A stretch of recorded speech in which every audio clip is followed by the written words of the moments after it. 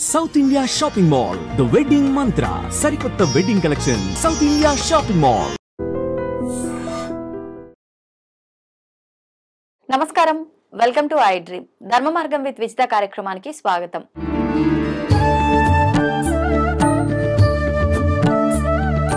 ప్రస్తుతం మనతో పాటు ఉన్నారు దివ్య విశ్వశక్తి పరివార ప్రచారకులు స్వామి ఓం స్వరూప్ గారు. ఇప్పుడు వారితో మాట్లాడి మరిన్ని విషయాలు తెలుసుకుందాం.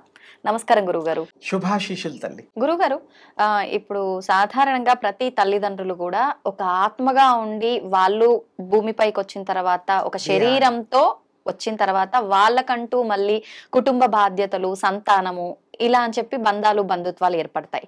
వాళ్ళకు ఏర్పడ్డ సంతానానికి కూడా అంటే వాళ్ళు ఒక ఆత్మని ఇన్వైట్ చేస్తున్నారు అన్న విషయం తెలియకుండానే ఒక సంతానానికి జన్మనిస్తున్నారు. అదే విధంగా ఆత్మతో పాటు పుట్టిన తర్వాత భూమిపైకి వచ్చిన తర్వాత వాళ్ళ ఆస్తుల్లో కూడా వాళ్ళకి అన్ని సమకూర్చి వాళ్ళు ఉన్నా లేకపోయినా ఉన్నా ఎవరికి వాళ్ళకు సమాన వాటాలుగా పంచే వాళ్ళు ఉన్నారు. వెళ్ళిపోయినా కూడా నా పిల్లలు సంతోషంగా ఉండాలని చెప్పి కూడబెట్టే వాళ్ళు ఉన్నారు. అంటే ఏదేమైనా ఇక్కడ వాళ్ళ కోసం, వాళ్ళ పుట్టే సంతానం కోసం ఎక్కువగా ఫోకస్ అనేది పెడుతుంది ఈ తల్లిదండ్రుల ఆత్మ అనుకోవచ్చు, శరీరం అనుకోవచ్చు, ఆ బంధం అనేది. అంటే దీనంతటికి ఇక్కడ ఏదో ఒక లింక్ ఉందేమో అనే విధంగా అనిపిస్తోంది. ఏంటది? అవునమ్మా, సంబంధం ఉంది. పూర్వ జన్మలులో ఈ ఆత్మలకి ఒక గుర్తింపు, ఒక స్నేహము, ఒక బంధుత్వాలు ఉంటాయి మానవులకు ఉన్నట్టే.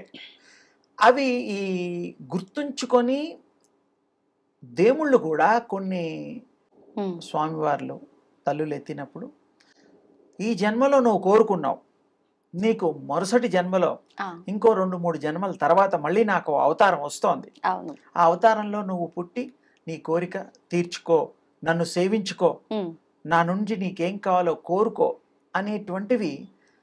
ఉదాహరణకి రామావతారంలో వాలి సుగ్రీవుల యుద్ధము అవి మనకు తెలుసు. అవునండి. అక్కడ మరి వారికి ఆయన స్వామివారు కృపచేసి కృష్ణావతారంలో ఆయనతో యుద్ధాన్ని జరిపించడం మనకి విదితమే. అంటే తెలిసింది చెప్తే తొందరగా అర్థమవుతుంది. జాంబవంతుడుగా ఆయన కూడా యుద్ధం చేయడం జరిగింది కృష్ణుడితో, శమంతకమణి.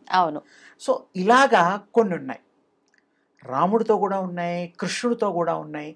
జన్మ పరంపరలో ఆ జన్మలో కుదరనివి ఇంకొక మరు జన్మలో ఆ జన్మ దేహాన్ని స్వీకరించి ఏ రూపాలంటే ఆ రూపాలు వాళ్ళు అవతరించి మళ్ళీ ఆ స్వామి సేవ చేసుకోవడం, స్వామితో రకరకాలుగా వారు కృప పొందడం జరిగింది. అలాగే ఇక్కడ కూడా ఈ మానవ శరీర ధారణ చేసినటువంటి తల్లులు, తండ్రులు పూర్వజన్మలో, అంతకుముందు జన్మల్లో ఎవరికైనా రుణం ఉన్నా, రుణం అంటే బాకీ అంటాం, అలాగే ఎవరికైనా ప్రేమ ఎక్కువగా ఉండి వారి కోసమే జన్మ ఎత్తిన ఆత్మలు కూడా ఉంటాయి. వారి కోసమే పర్పస్ఫుల్ గా. ఈ మధ్య కాలంలో ఒక 1 వీక్ అయింది, టీవీ మాధ్యమాల్లో పుట్టిన వాళ్ళు వాళ్ళ ఇల్లుని గుర్తుపట్టి తీసుకెళ్ళి ఆ దాచిన వస్తువులు, రకరకాలైన డీటెయిల్స్ చూస్తున్నాం. అవును, అది ఎందుకు అంటే ఆ సోల్ యొక్క మహత్యం. చిన్నపిల్లలు, 2-3 ఏళ్ల పిల్లాడికి కూడా మాటలు, కొంతమంది 1 year బేబీస్ కూడా మాట్లాడుతున్నారు. కానీ ఇప్పుడు ఆత్మ ఒక పర్పస్ మీద పుడుతుంది అని అనుకున్నాం కదా, కానీ జన్మ తీసుకొని భూమి పైన పడ్డ మరుక్షణము ఆత్మ ఏ పర్పస్ మీద వచ్చింది అనేది మర్చిపోతుంది అని అంటారు కదా. అవును, మర్చిపోతుంది.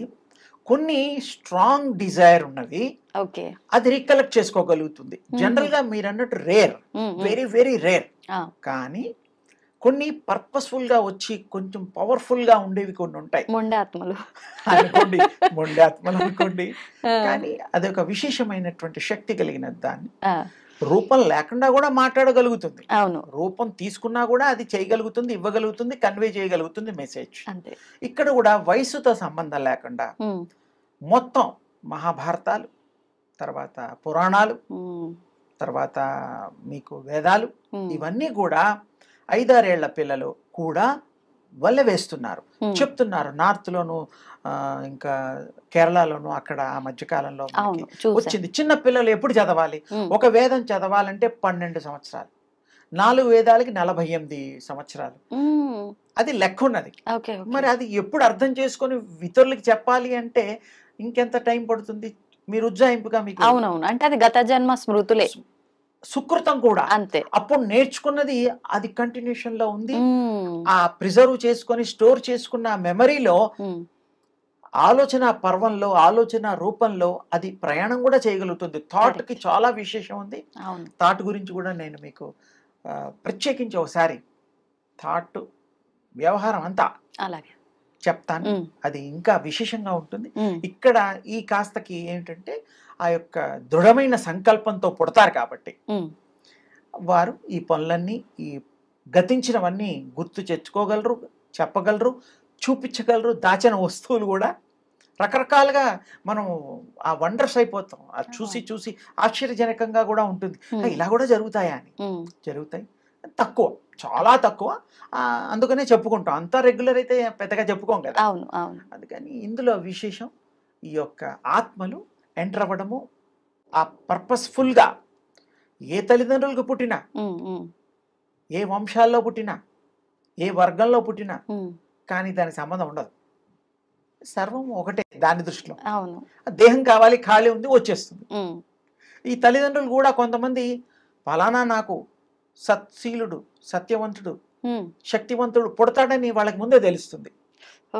తల్లిదండ్రులు కూడా యోగం చేసి ఆ యోగ శక్తి కలిగి ఉన్న తల్లిదండ్రులకి తప్పకుండా ఏ సోల్ ఎంటర్ అవుతుందో కూడా చెప్పగలుగుతారు వాళ్ళు, ఏ రూపం తీసుకుంటుందో. అందుకనే పూర్వజన్మలు ప్రయాణాలు, సోల్ ప్రయాణాలని అప్పుడప్పుడు మనం మాట్లాడుతూ ఉంటాం.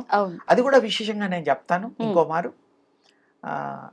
ఆత్మలు వాటి పర్పస్ చేయడం కోసం ఇంకో ఆత్మ సహాయంతో అవి ఈ భూమి మీదకి రావడం, శరీరాన్ని తీసుకోవడం, ఆ కార్యక్రమాలు చేయడం, ఇది సర్వసాధారణమైన విషయం.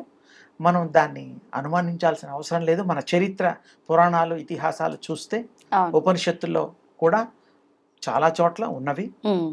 బ్రహ్మాండ సృష్టి అనేటువంటి దాంట్లో కూడా ఉన్నవి.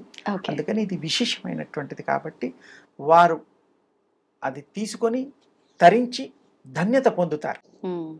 ఆ ఆత్మలు, ఆత్మస్వరూపాలు, శక్తి స్వరూపాలు, శక్తి పుంజాలు. చాలా పేర్లు పెట్టచ్చు. ఇవన్నీ తెలుసుకోవాలంటే మన పూర్వపు పద్ధతి చాలా తేలికైన పద్ధతి, చాలా కష్టం కూడా లేని పద్ధతి. ఒక 10-20 సెకండ్లు సూర్యోపాసన గతంలో మీకు చెప్పిన పద్ధతుల్లో చెయ్యండి. మీరు తప్పకుండా అనుభవిస్తారు ఆ శక్తిని. మీకు ఆ ఇంట్రెస్ట్ పుడుతుంది, మీకే తెలిసిపోతూ ఉంటుంది. ఒక్కసారి ఒక్క రోజులో రాగదు. చేయగా చేయగా, తినగా తినగా ఆ యొక్క రుచి తెలిసినట్టు ఇవి చేయగా చేయగానే మీకు ఆ అనుభవాలకు వస్తాయి. తప్పకుండా మీరు సాధన చేయండి, సాధించండి, తరించండి. ఇతరులకు కూడా మార్గదర్శకులుగా ఇంట్లో వాళ్ళని కాపాడచ్చు, ఇతరులను కూడా కాపాడచ్చు, సంఘాన్ని మనం మేలుపరచచ్చు. ఇది మన దేశాన్ని అత్యుత్తమమైనటువంటి స్థానంలో నిలబడడానికి అందరికీ గుణాలు, ఈ యొక్క మహా భగవద్గుణాన్ని, దైవ కణాన్ని, ఈ మధ్య దైవ కణం కూడా ఒకటి వస్తుంది. అందుకని మన కణాల్లో కూడా దైవత్వం ఉంది. కనుక్కున్నారు పాపం వాళ్ళు దైవ కణం. అది ఎప్పటి నుంచో మన పూర్వీకులు కనుక్కొని దానికి దేవుడు శక్తి కాబట్టి దైవ కణం అన్నాం. అంతకంటే వేరేం లేదు. దైవం అనే పేరు అంటే అద్వితీయమైనటువంటిది, అనంతమైనటువంటిది, ఆ శక్తిని కాబట్టి దైవంతో పోలుస్తాం. అందుకని ఈ కణాలు కూడా దైవుడి అనుగ్రహమే. అందుకని అందరూ అనుభవించి, అందరూ వారి యొక్క అనుభవంలో తీసుకొని చరితార్థులు కావాలి అని నా యొక్క వారికి ఆశీస్సులు. ధన్యవాదాలండి. తవ్వుతూనే శివలింగం సరే దాన్ని అట్లా కప్పేసేయండి, చూపించదండి. మూర్తి పూజ కాదు, సాక్షాత్ బ్రజేంద్ర నందన భగవాన్ ఉన్నారు మూర్తిలో. ఏమీ ఆశించకుండా ఆరాధించే వాళ్ళు కూడా ఉన్నారా ప్రభుజీ? నిజమైన భక్తి అంటే మనకు తెలియదు కాబట్టి